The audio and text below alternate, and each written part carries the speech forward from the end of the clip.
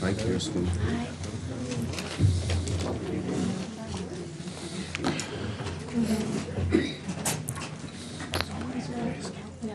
Good afternoon. Hello. This is day 103.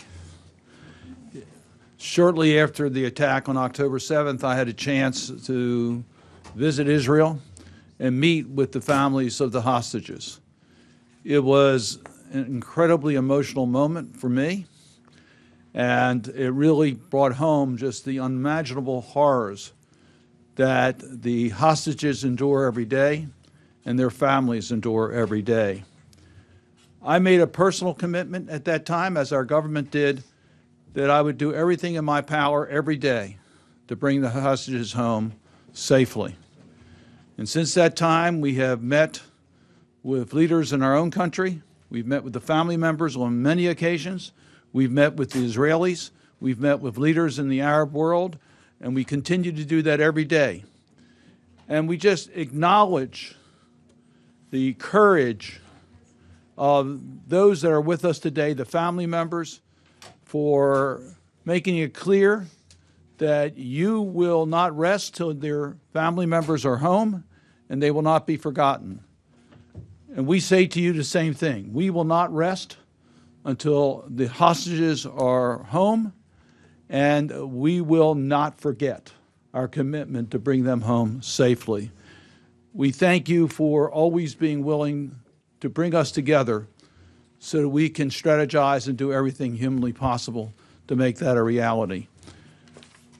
I'm going to call first on three of my colleagues to give very brief remarks, because we really want to hear from the family members and get an update as to the circumstances. With that, let me turn it over first to the Majority Leader, who visited Israel right after October 7th and has done everything with us to strategize to bring the hostages home, Senator Schumer. Thank you, Ben, and thank you for your wonderful leadership on this. And I thank all of my colleagues here. This is a bipartisan, heartfelt effort by the United States Senate, because we feel this so deeply, so deeply. And of course, to the families, the anguish that you must go through. Just in the room there, seeing the pictures brings tears to my eyes. These beautiful boy. And you can imagine, if it brings tears to our eyes, the anguish a close relative, the mishpucha of the families, feel. We have 6 Americans who are still here, who's still there, and over 130 hostages cruelly held in Hamas's hands. And then we think of hostages we had talked about, Judith Weinstein and Gad Haggai, who were murdered by Hamas. So we know we cannot rest. And the families being here just importunes us even further, because just seeing you and touching you emotionally, tremendously, to all of us. Even today, I discussed with a few of the families a new strategy that we can implement, and I promise to try and do that. It's just heartfelt. As Ben mentioned, right after the 7th, a group of us, bipartisan, were in Israel and met with the families and just cried for an hour. And one woman said, every minute is like a month. That's what you do when you live with this. So we are going to do everything we can. We are going to do everything we can, because our hearts are broken, and we must bring them home, all of them. I just want to say to all of you, don't give up hope. There are always new initiatives, as there are right now. And we are making slow, but important progress. Not that that progress can't come fast enough. And let me be clear, if Hamas had any basic shred of humanity, they would have released the hostages already. But that's when we saw what happened on the 7th. Humanity does not intersect with these vicious leaders of Hamas. So I want to conclude just by telling the families one little thing. 2 things. I've told you before, my name is a Hebrew word. It's a derivation of a Hebrew word, shomer, which, to those of you who don't know Ivrit, I don't either, but I sound sometimes a little bit. Hebrew, shomer means guardian, watchman. My ancestors were guardians of the ghetto wall in a place called Chortkiv. The Yiddish word is Schäumer. They came to America, they wrote Schumer. But that's my job, to be a shomer for you. And second, this. My father, for whom he struggled his whole life, he was an exterminator, he had his economic privations. But he was a wonderful man. He passed away 2 years ago, and he's still with me. He talks to me. And he taught me values, above all, two. One, always help people who need help. Well, if there are ever people who needed help, it's you. And second, he said to me, because he struggled in his life, if you're doing something important, look in your heart. Make sure it's the right thing to do. And then persist and persist and persist and never give up, and God will reward you and you will succeed.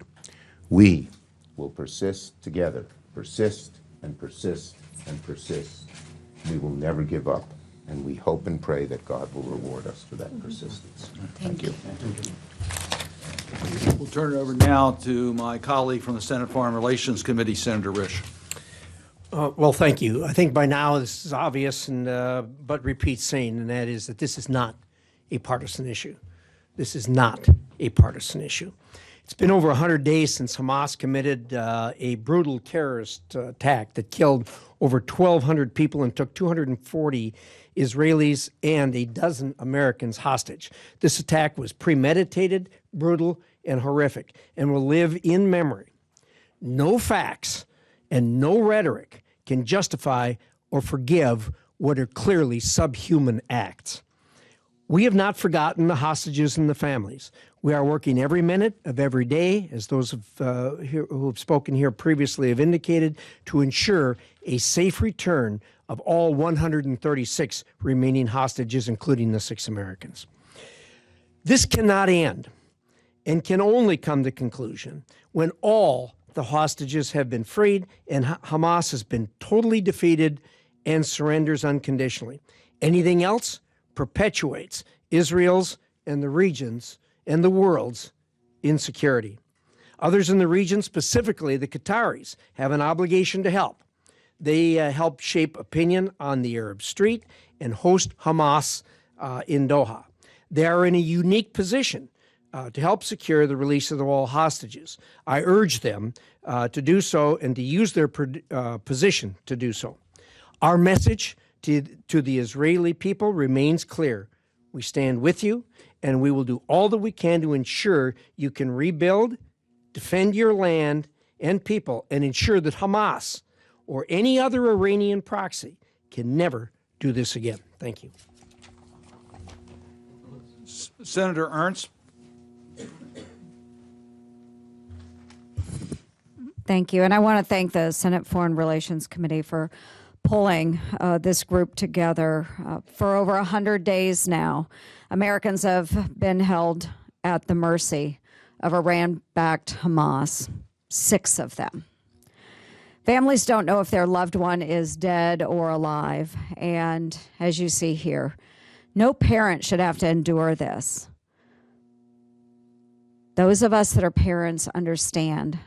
You know, we love our children, our loved ones, and part of us is missing when we are not with them. We can't let these families' pain go unanswered, and I'm taking action, and the rest of the Congress should join with me. This month, I led a bipartisan, bicameral delegation to 4 countries in the Middle East, and the mission of that delegation was solely focused on the return of our hostages. That was our mission. We called on leaders in the region to pressure Hamas and to release these hostages. We cannot let up in holding our partners' feet to the fire to reunite these families. These families have once again come to Congress asking for action and asking for answers. And there is only one response, and that is bring these hostages home, bring these Americans home now. You all know and understand every second counts. We're now going to hear from some of the families of the hostages. And again, I want to thank them for being here. Their courage is amazing. They're not giving up hope, and we're not going to give up hope. We stand with them. We'll first hear from John Polin, who's the father of Hirsch.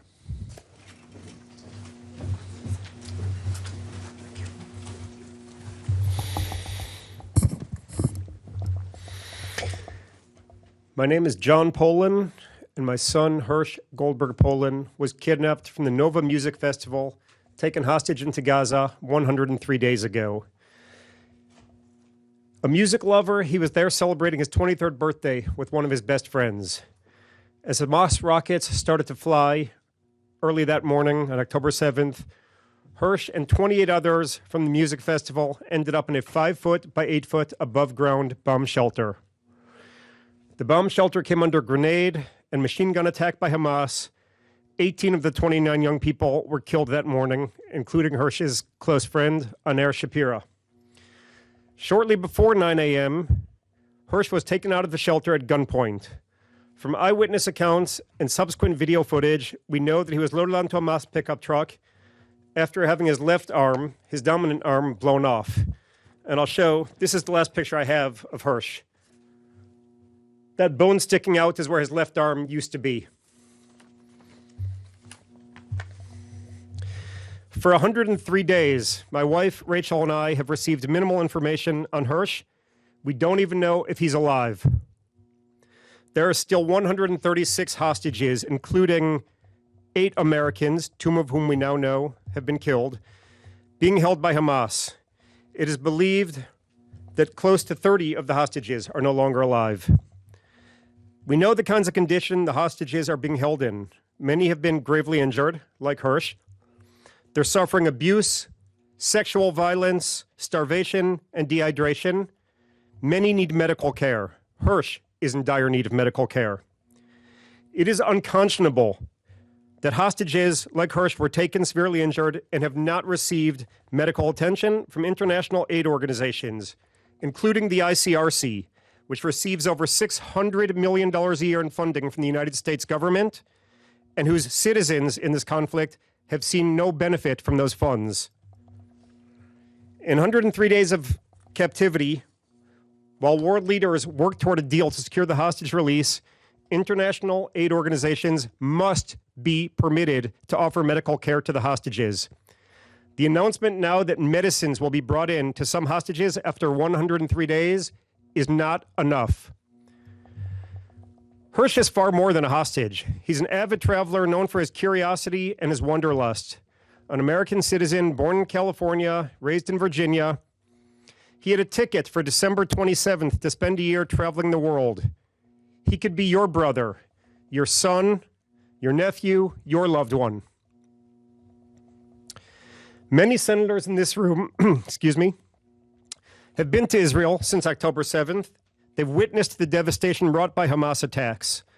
I applaud the bipartisan efforts that we're seeing today and the efforts of the Biden administration to date, but we need to do more.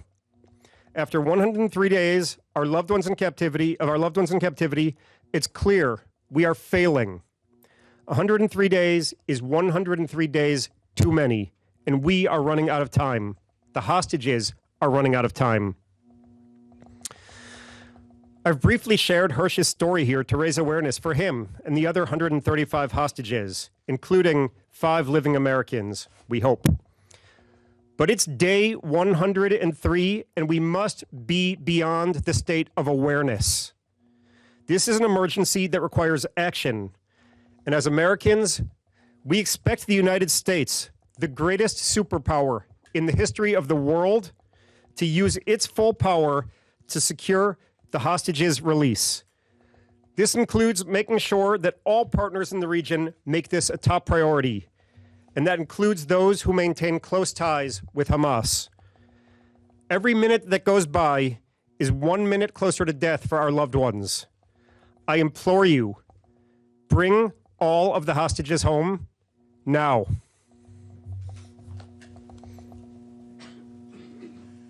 We'll now hear from Yarden Gonen, sister of Romy. Can I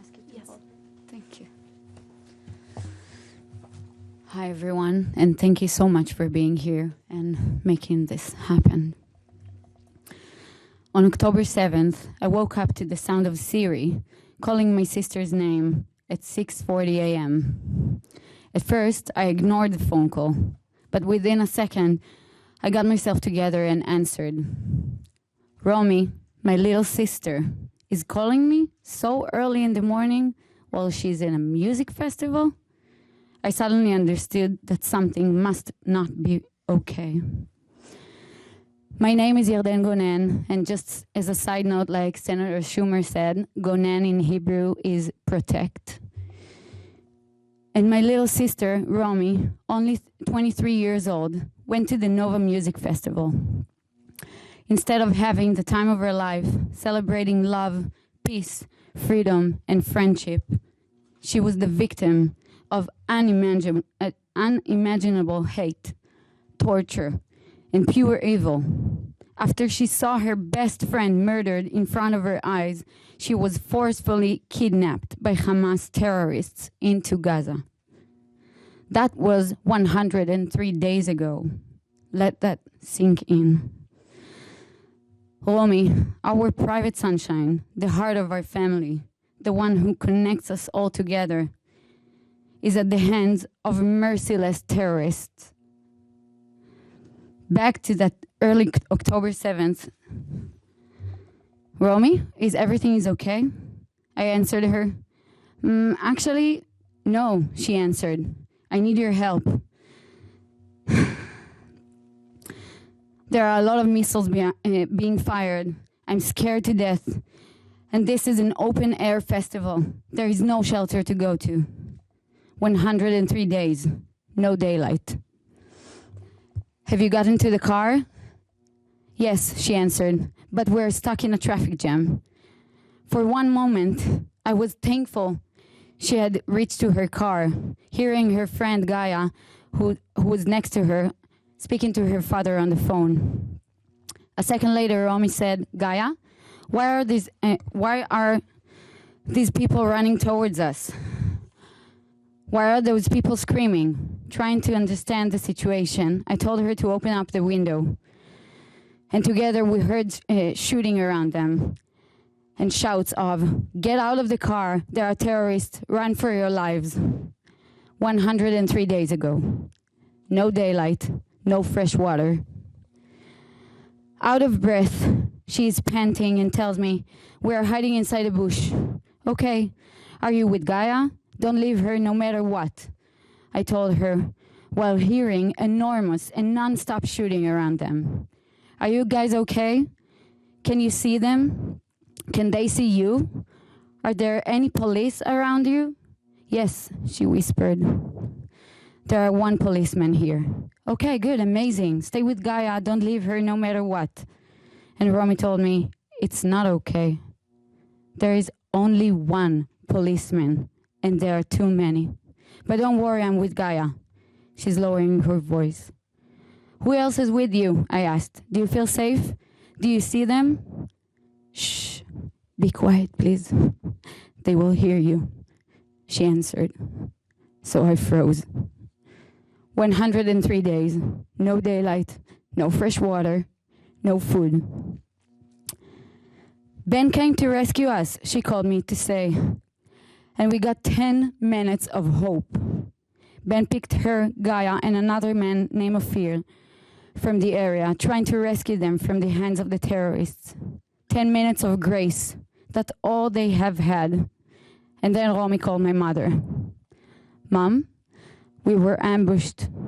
They're shooting at us. Ben is most likely dead. Gaia was shot and she's not responding. Ophir is wounded badly. I was shot on my arm. If no one will come quickly, I'll be dead. The entire conversation was 40 minutes.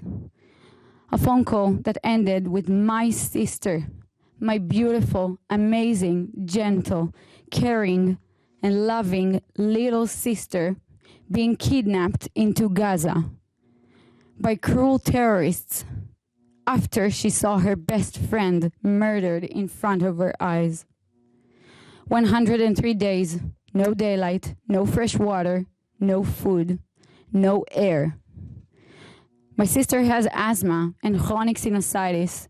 She needs her inhaler in order to breathe properly.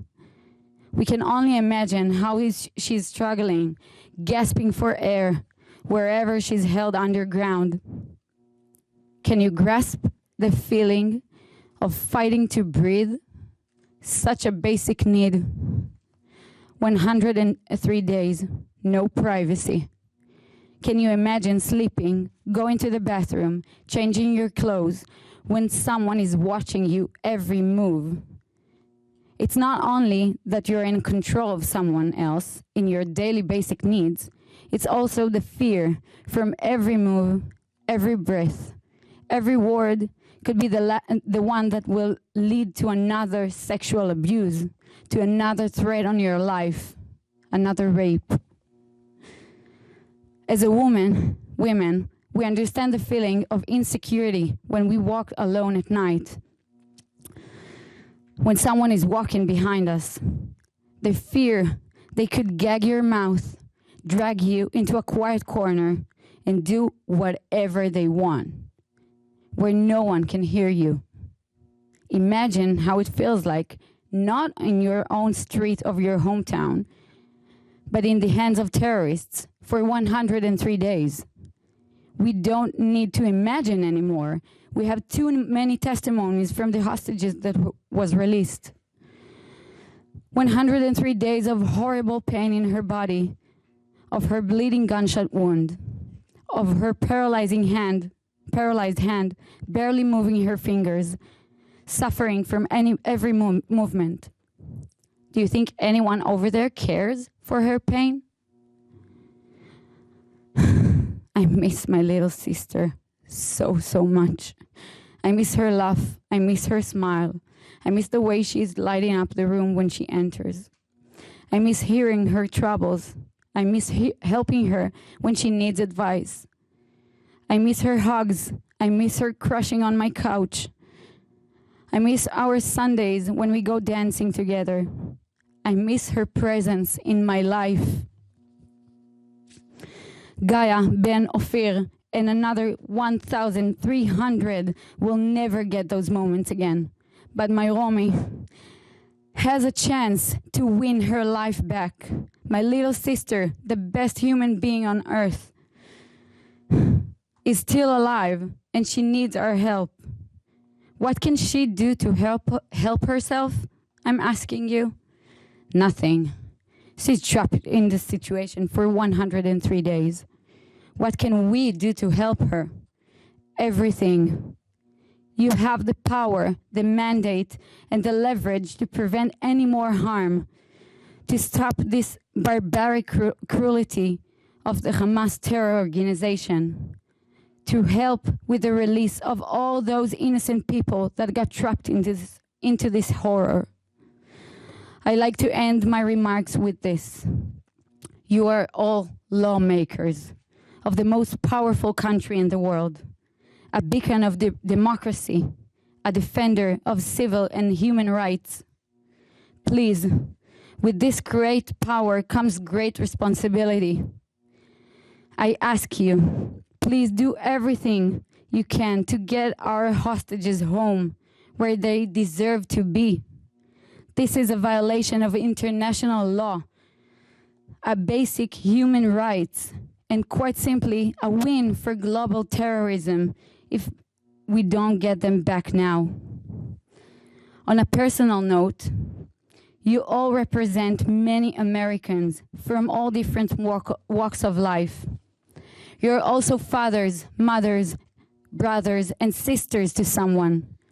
I think everyone can agree, both on this committee and across this great nation, that if it was their sister in the dark tunnel, subjected to abuse and brutality at the hands of pure evil, they would do anything in their power to bring their sisters back.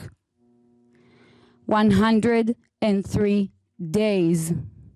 They're running out of time. We are running out of time. But we are not running out of hope. Please bring Romy and another 135 human beings home. Thank you.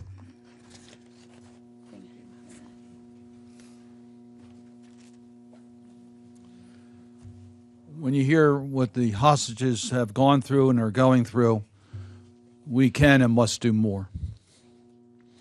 We'll now hear from Orna Neutra, mother of Omar.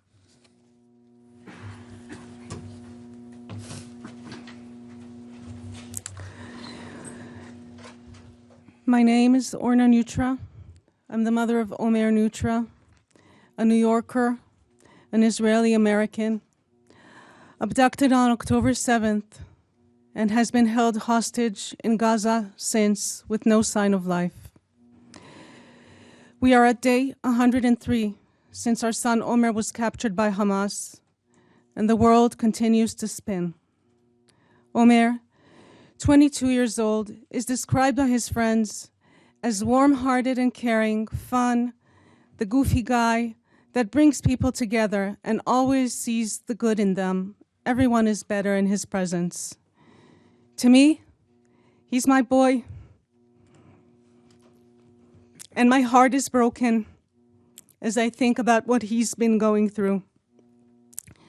There's a huge hole in our family, and within all the communities he's formed around him in his young life. The same is true for Idan Alexander, whose parents are here with us today. Idan is deeply missed by his younger sister and brother and the community in Tenafly, New Jersey, who anxiously wait for his return. It is also true for the Chen family. Ruby Chen, the father of Itai, is with us here now.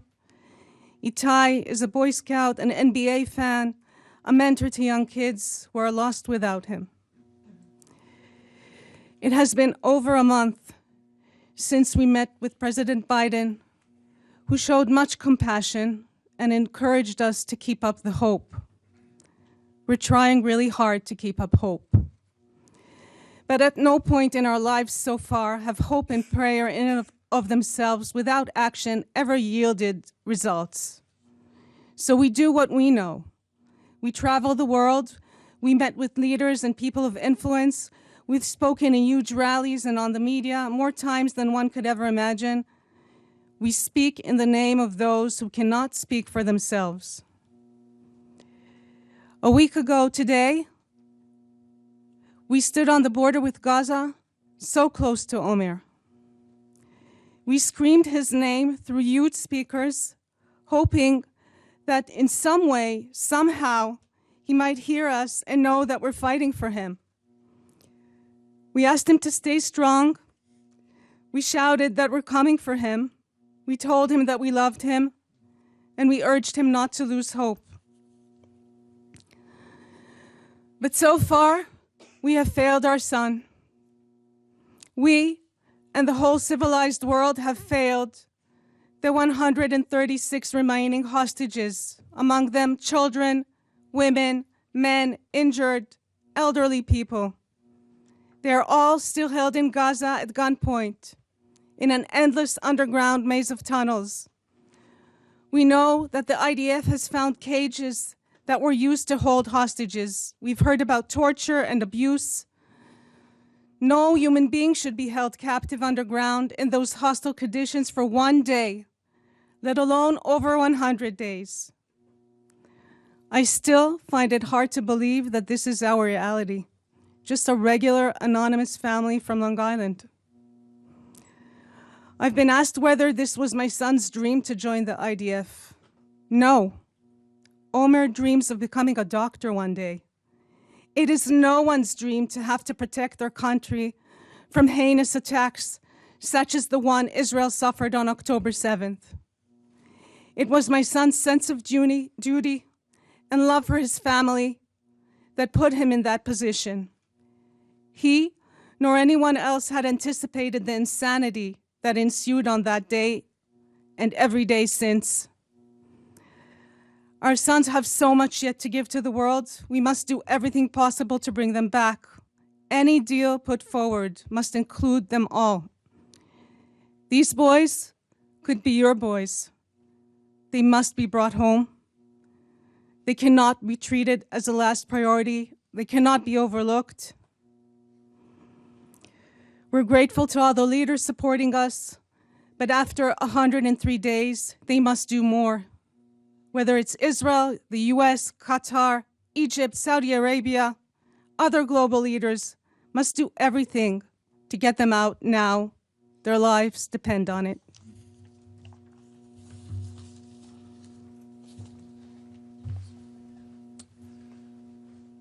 We'll now hear from Adi Martiano, mother of Noah.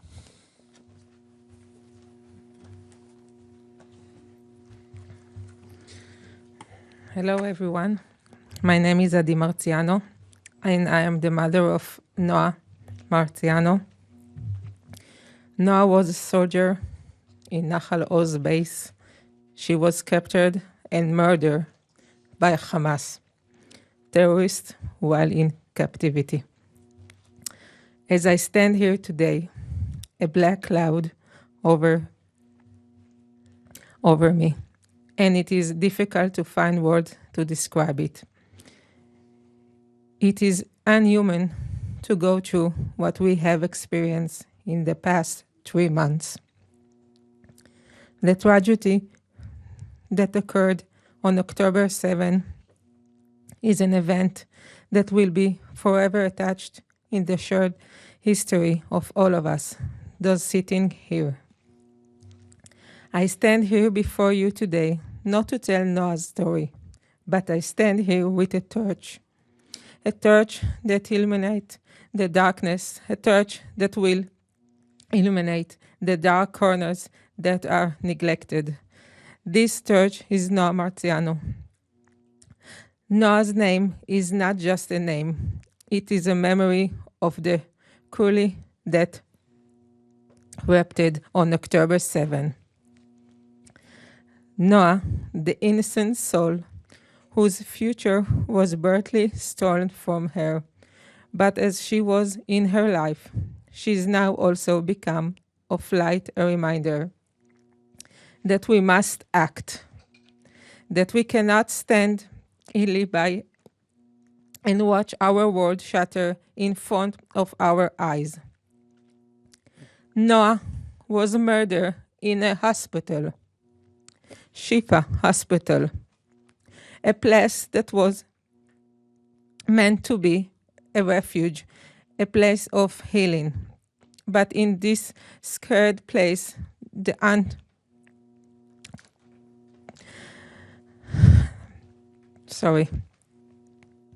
we cannot let Noah's story end here. We cannot allow her death to be in vain. We must remember her, but more than that, we must act. Noah's tragic end should be a wake-up call for all of us. We must not allow any more innocent lives to be lost. Noah was not the only one there.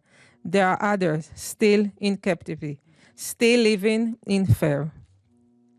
They are our brothers, our sisters, our friends. We cannot let them suffer the same fate as Noah. We need to fight for them, for the right to live without fear, for the right to come home. I come here because we need to tell the world about our struggle, about our fight for justice. We need all of you to join this cause. We cannot do it alone. We need each other. Let's stand together, hand in hand, heart to heart, and demand justice. Let's ensure that we do everything in our power to bring our loved one home. Let's make sure that Noah will not be just a victim, but a symbol of hope. Our war is not just for Noah's name or for the sake of all the other hostages. We fight for humanity, for the basic right that every person deserves. We fight for a world where no one must live in fear. We fight for justice, for peace, for freedom, and most importantly, for those who cannot fight now, who are in dark tunnels with no ability to defend themselves. Noah was the first to be murdered in captivity. And I see her today as a lighthouse, showing us the way home. We can ensure that Noah's light continue to shine if we bring everyone home quickly now. Thank you.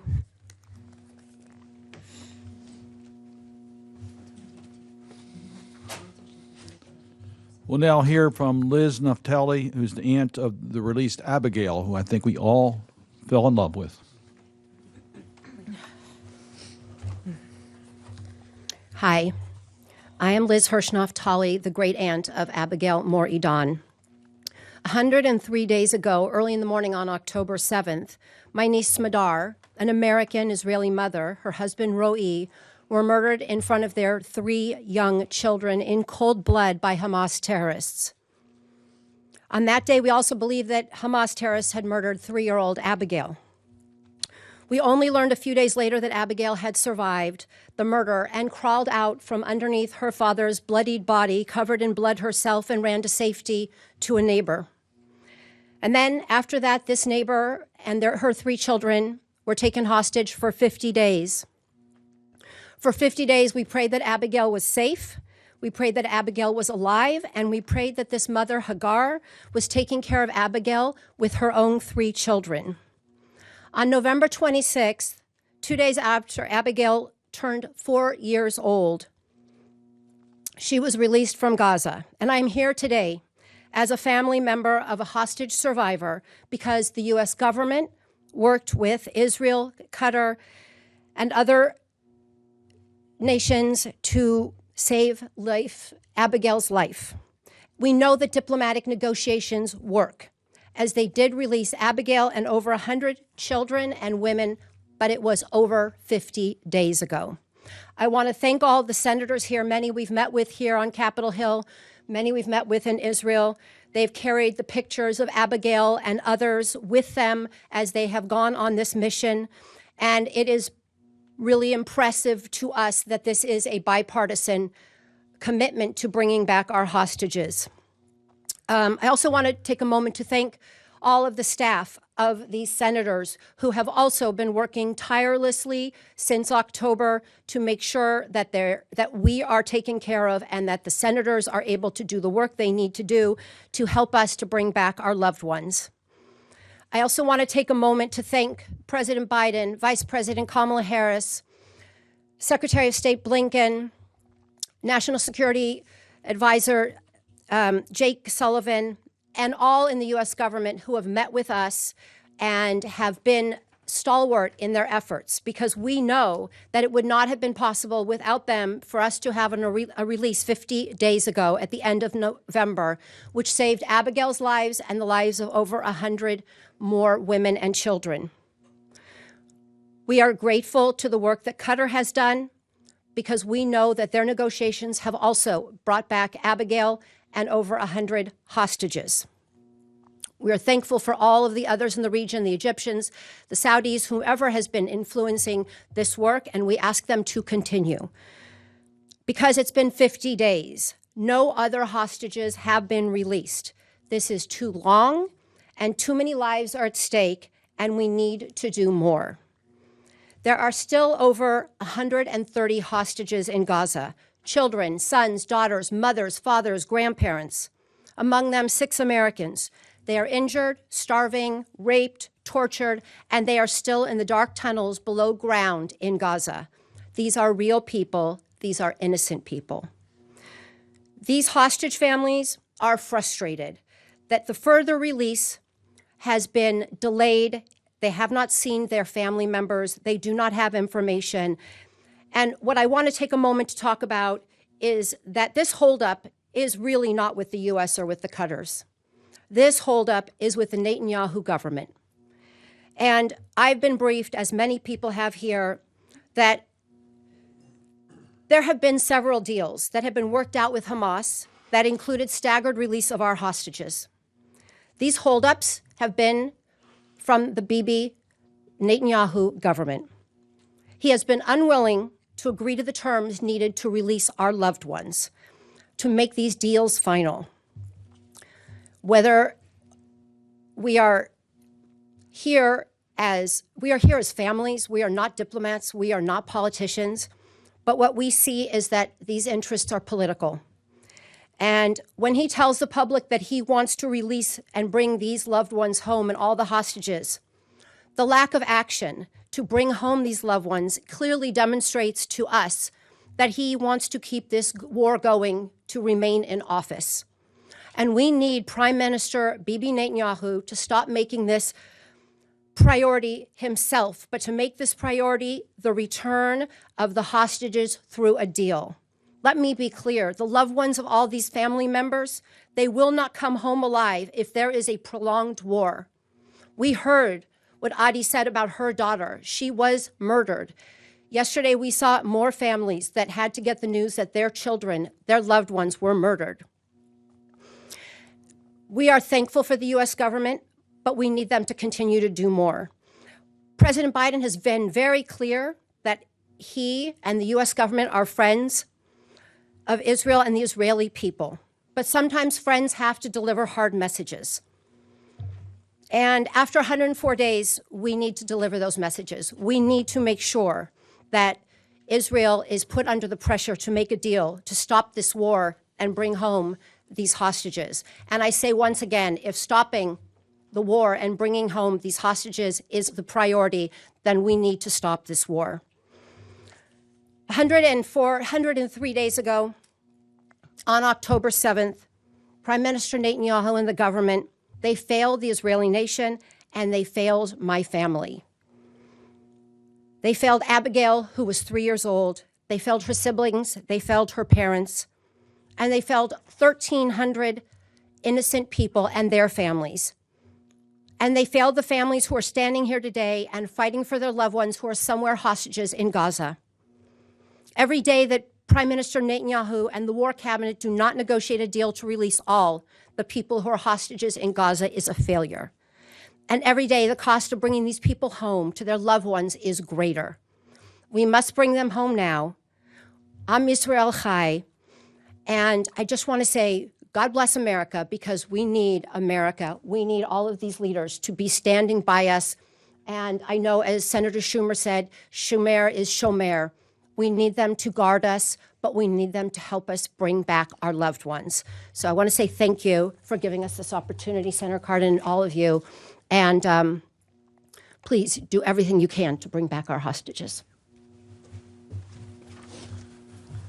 Susan Collins and I were in Israel together, and we got Abigail's photo and heard her story, which was incredible impact on all of us. Senator Susan Collins.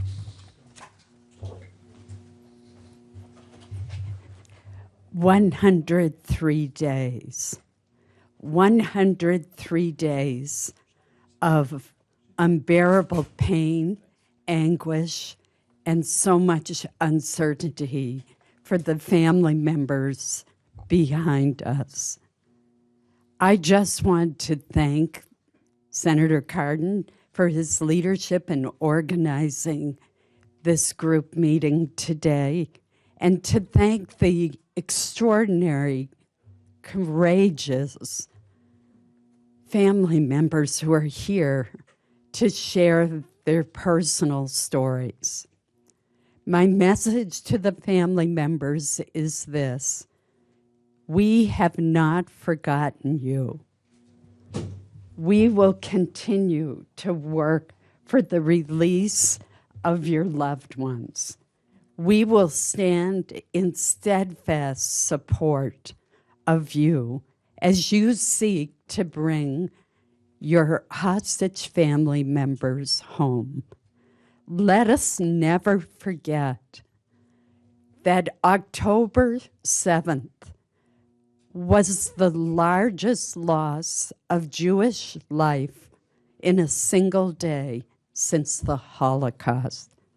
And it was committed by a brutal terrorist group, Hamas, which has demonstrated that it cares nothing for people who are Jews.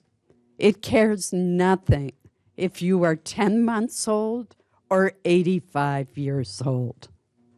We must continue to help bring the hostages home.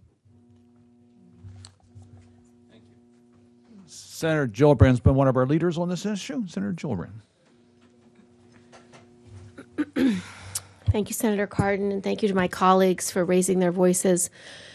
These stories are so deeply heartbreaking. As a mother of teenagers, the parents who stand behind us, I can't fathom of their courage, their strength to keep fighting for their children, knowing there's nothing that they can do to ease their pain, to ease their hunger, to ease their thirst, to ease their exhaustion, to ease their fear. They cannot comfort them. They cannot protect them. They can do nothing but keep using their voices to stand up and demand action by the United States, by Israel, by the Arab world, and all of our allies. I've lifted up their stories from the Senate floor. I will continue to do so. But there is so much more we must do. We must use the power of the United States to bring people together to demand the safe release of all hostages immediately. We cannot lose sight that every second is a second that will be wasted if they are not released. I'm grateful that they have had the courage and the persistence and the resilience to come back over and over and over again to the United States to speak with leaders. I'm grateful for my colleagues who have taken trips to the Middle East over the last several months. I was just there last week. This has to remain a priority of the United States and our national security until every hostage is home. Thank you. Senator Ricketts, what a valuable member of the Senate Foreign Relations Committee. Thank you, Senator Cardin, for putting together this press conference, and I want to thank the families who are here to be able to, again, raise your voices up to remind the world of the travesty of what has happened to their families, where their loved ones have been held for 103 days. And as a father of young people as well, my heart breaks for what you're going through and the anguish you must feel. And to let you know that we feel it here too, and that we in the Senate will continue to fight for you, because we know what horrible things Hamas has done. We've seen the videos that showed the barbaric attack on October 7th. And you have my deepest sympathies for the anguish you feel for the loss of your loved ones. Hamas must surrender. Hamas started this war 103 days ago with a brutal attack, a barbaric attack. They took the 240 hostages, and it's for the hostages that still remain captive that we're here today. Hamas must surrender. And until that day that they surrender, we need to continue to remember Hirsch, Romy, Omer, Noah, Idan, Itay, and all the others that are being held captive, and call on our partners and allies, especially Qatar, who hosts Hamas, that they must work to release these hostages. It is inhumane. And I know, along with my colleagues, we will continue to push for the release of the hostages.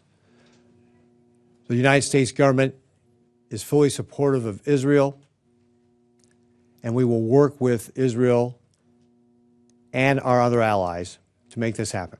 We will not forget. Thank you. I want to once again acknowledge the extraordinary courage of the family members that are here. We heard from 5. There are many more that are with us today, and they've been organized out there to make sure the story is told and understood and not lost, that we do not forget the hostages, that we never give up hope, and that we will not rest until all the hostages returned home safely. That's our mission. It's clear, I think, to all of us that the efforts that we've made have had some success, but not enough success. We must do more, and we need to use every opportunity we have to bring the hostages home safely. And that was clearly made very clearly as we listened to the family members today. I want to also acknowledge that this has been a bipartisan effort. Democrats and Republicans recognize that we need to have unity to have the maximum amount of opportunities to bring the hostages home. We've used that unity in meetings we've had with foreign leaders, with our own government, and with the Israelis. And we will continue to do that, as well as always keeping informed by the family members, because you not only help us to understand what happened and what the hostages are going through, but you really give us the energy, give us the hope that our efforts can be successful. So we don't want to underestimate how important it is what you all do. And recognizing that your hearts have been broken, your spirit has not. You're here in order to have the hostages returned home safely. And we can't tell you how much we appreciate that, not only on behalf of the hostages, but on behalf of humanity. Thank you for being here. It's always difficult, these sessions, but they're always important. And we will take that as our charge to do more. And we hope we can be together as the hostages return home safely. Are we opening it up for? Yes. Do you have any questions from? You can identify yourself and your outlet. Yeah. Hi, I'm Tricia Zengerle from Reuters. Early in the press conference, Senator Schumer referred to a new initiative that he was going to be pursuing for the release of the hostages. Could you talk about that, please? I'm not exactly sure what Senator Schumer was referring to. I know he had some conversations with some of the family members. I was part of some of the previous, some of those discussions that took place before we came to the podium. But I know there are efforts going on right now, and I think there are ways that we can strengthen those efforts. There are conversations taking place with all of the stakeholders. We are meeting with representatives of other countries that are engaged in this. We're meeting with the Israelis, and we're certainly meeting with our own representatives. Secretary Blinken will be here tomorrow. We'll be meeting with Secretary Blinken and sharing with him the information that we've learned with his efforts so that we can have a coordinated strategy on behalf of the United States. There'll be a bipartisan discussion with Senator Blinken tomorrow.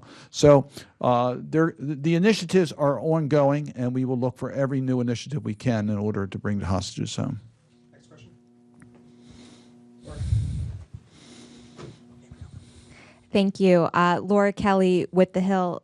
Senator Cardin, Senator Ernst and Senator Rosen had sent a letter to the president saying to make clear to the Qataris that if they did not exercise pressure on Hamas to release the hostages, that to make clear that U.S. relations with Qatar would be at risk. Is anyone in the Senate considering exercising kind of this pressure on Netanyahu? And then for a question to the families of the hostages, do you agree with Ms. Naftali that Netanyahu is a huge barrier to securing the release of the hostages? I know you're a group that is brought together by these horrific circumstances, so you all probably have different opinions, or maybe you can let us know if you have come together on a certain... The commitment I made when I met with the hostages' families shortly after October 7th is that I would use every opportunity I have every day to bring the hostages home safely. So those opportunities have presented itself with conversations with representatives of Qatar. We've had discussions there. We've had representatives of other countries I've met with, including conversations with Prime Minister Netanyahu. We will continue to use those opportunities to stress that the priority needs to be to bring the hostages home safely. So I'm going to refrain from giving my evaluations at this point because I think it's important that we keep every avenue open today to bring the hostages home. So in regards to Qatar, for example, they do have communications that we don't have. They do have opportunities that we don't have. They have not been as effective as I would like to see them. There were a lot of false starts where we thought we were getting hostages released. It did not happen. But as many have said here today, we don't give up hope. And we'll continue to use those avenues to bring the hostages home safely. The same thing's true with the Israeli government. Next question. Can I take that? Please. Oh, sorry. Yeah, maybe I could talk about the Prime Minister. Pardon? Sure. I asked if any of the families of the hostages would like to. Please. Yeah. Hi, Time Watch. Time came up.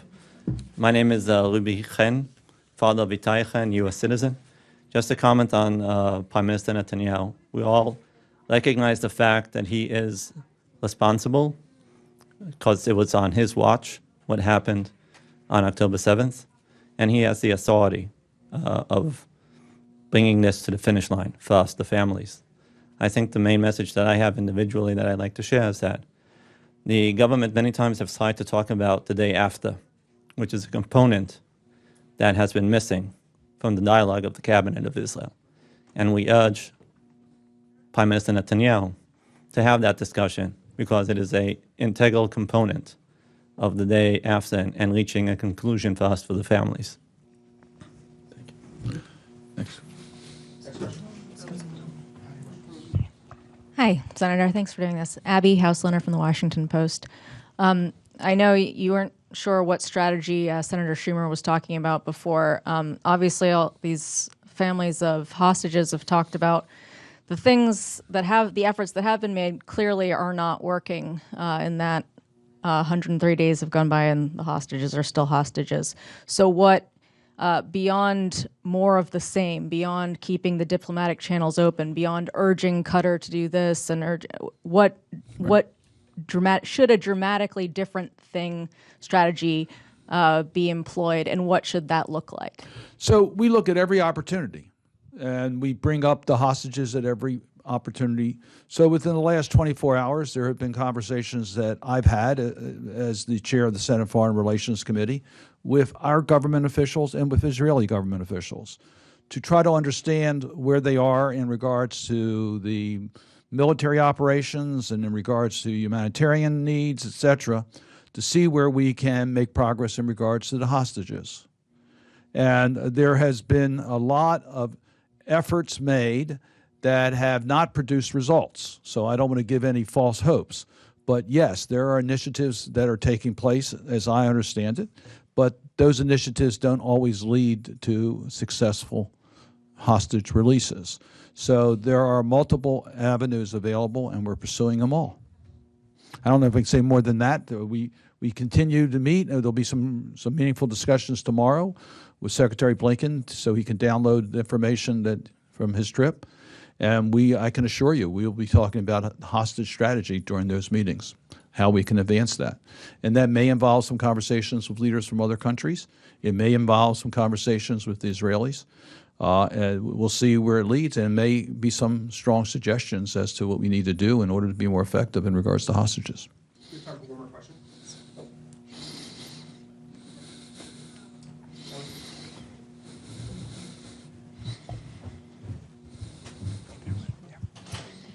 Thank you so much for taking my question. Ellie Sennett with The National.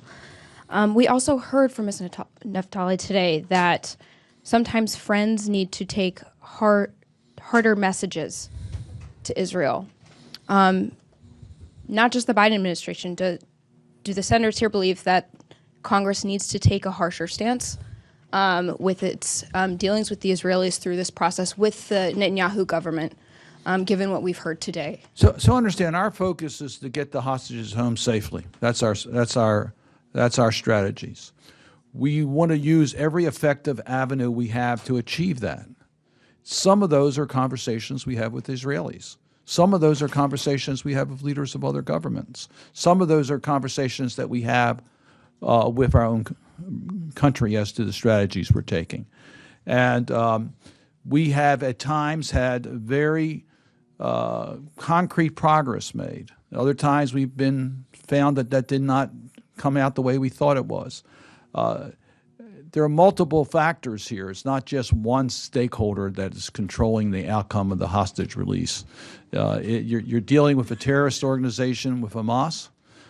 There was no justification for taking the hostages at all whatsoever, innocent people. So you got to realize you're dealing with the mindset of individuals that don't have a value on innocent life. And that always makes it more challenging when someone doesn't have that type of value. So there's been multiple challenges as we go through this. Hamas obviously is looking at this for leverage. We think that is outrageous. They should have been released. As has been pointed out, the Red Cross should have had access. They should have been able to get health care. These are international standards, and yet we have not been effective in accomplishing that. We wanted that as part of some of the early negotiations on the hostages to get third-party eyes. Hamas denied that. I know it was part of the requests that have been made. So it's not, we're not going to give up. We're going to continue to use every method we have. And that at times will mean we'll be offering some strong suggestions to our own government, to the Israelis, and to third country leaders. We will not give up hope. We will always remember, and we must do more, and we will work every day to bring the hostages home safe to their families. Thank you all very much.